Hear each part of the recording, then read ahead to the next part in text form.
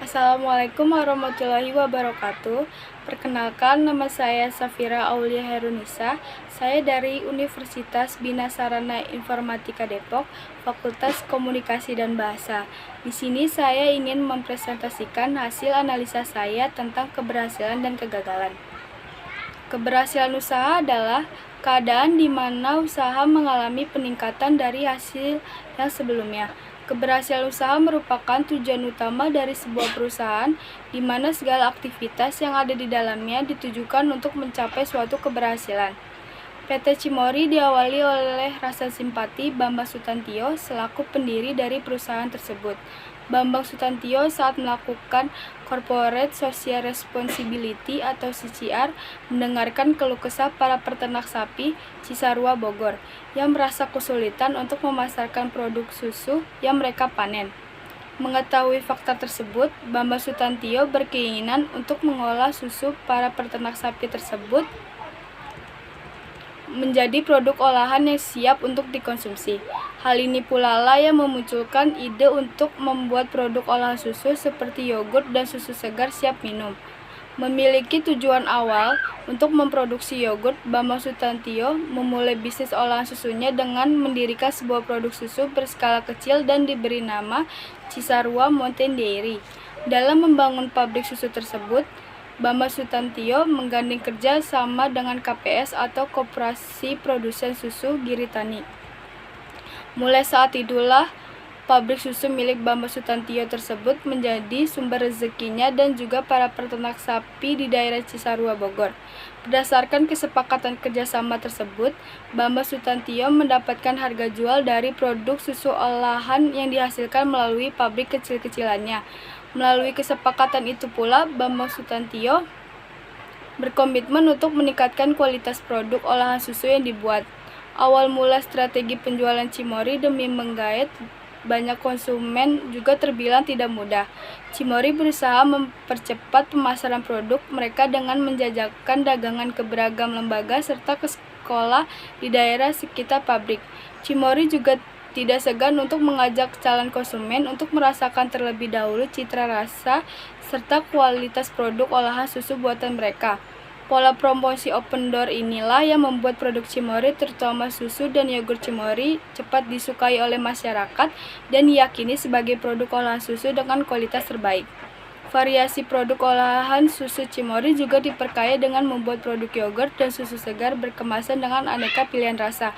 Target pasar dari perusahaan Cimory pun menjadi semakin luas dan brand susu Cimory menjadi lebih luas diketahui oleh masyarakat. Mendapatkan peningkatan permintaan produk olahan susu, Cimory memutuskan untuk menggandeng lebih banyak lagi koperasi.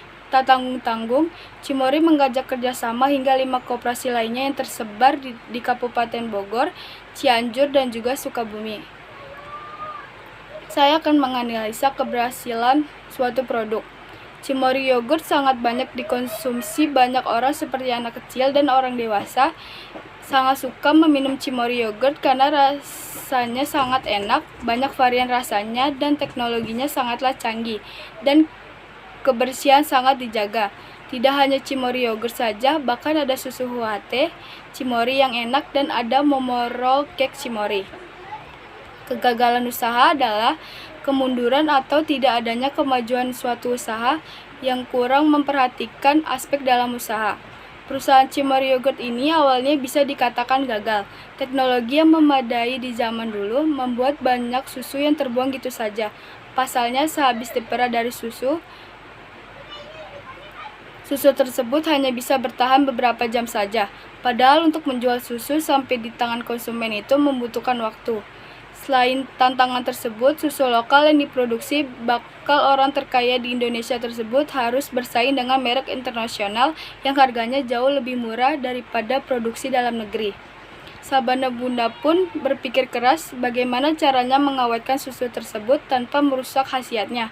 Susu difermentasi di suhu yang terlalu panas atau terlalu dingin, sehingga pertumbuhan bakteri lambat, bibit terlalu lemah karena berasal dari yogurt yang dipasteurisasi.